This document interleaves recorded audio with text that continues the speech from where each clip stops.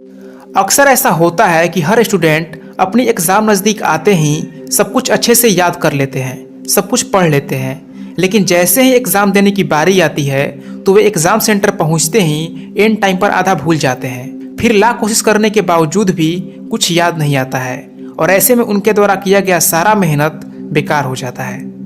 दोस्तों, जब भी याददाश्त या स्मरण शक्ति की बात होती है तो सबसे पहले स्वामी विवेकानंद का चेहरा सामने आता है।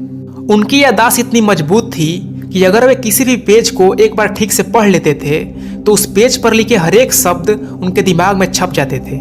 आज मैं आप सभी को स्वामी विवेकानंद के स्मरण शक्ति के बारे में, उनके जीवन से जुड़ी एक ऐसी घटना के बारे में बताने वाला हूँ जिसको जानने के बाद आप भी अपने मेमोरी पावर को कई गुना बढ़ा सकते हैं। बात उस समय की है जब विवेकानंद अपने गुरु भाई के साथ यात्रा पर गए हुए थे। स्वामी जी को पढ़ना बहुत अच्छा लगता था। उन्हें जहाँ भी अच्छी किताबें मिलती थी तो वे उसे अवश्य पढ़ते थे। किसी भी नई जगह पर वे लाइब्रेरी अवश्य खोजते थे। एक शहर में उन्हें एक पुस्तकालय में कई ऐसी किताबें दिखाई दी जिन्हें वे पढ़ना चाहते थे। किताबें पढ़ने के लिए स्वामी जी और उनके गुरु भाई कुछ दिनों तक उसी शहर में ठहर गए। गुरु भाई उन्हें पुस्तकालय से संस्कृत और अंग्रेजी की नई नई किताबें लाकर देते थे। स्वामी जी उन किताबों को पढ़कर एक ही दिन के बाद वापस कर देते थे। कई दिनों तक ऐसा ही चलता रहा। लाइब्रेरियन ये सब देखकर हैरान था।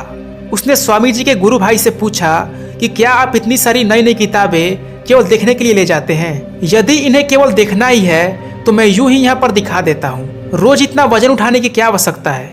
स्वामी जी के गुरु भाई ने कहा, भाई जैसा आप समझ रहे हैं वैसा कुछ नहीं है।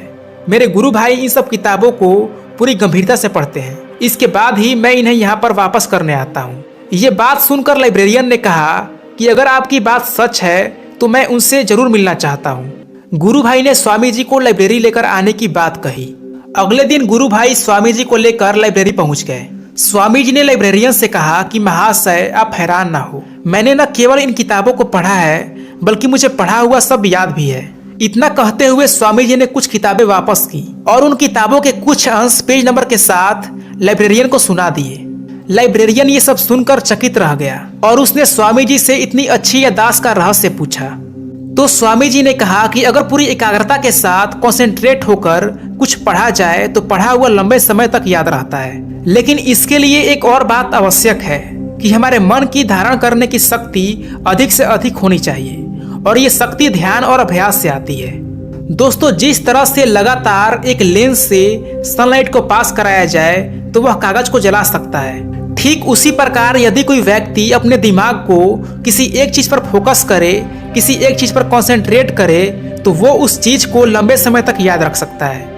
हमारे दिमाग में असाधारण और असीमित शक्तियां छुपी हुई है, परंतु हम जैसे लोगों का दिमाग अनेकों चीजों में बटा होता है। अगर हम अपने दिमाग को इतने कामों में लगाने के बजाय किसी एक काम पर लगाए तो हम अपने मेमोरी पावर को हजारों गुना बढ़ा सकते हैं।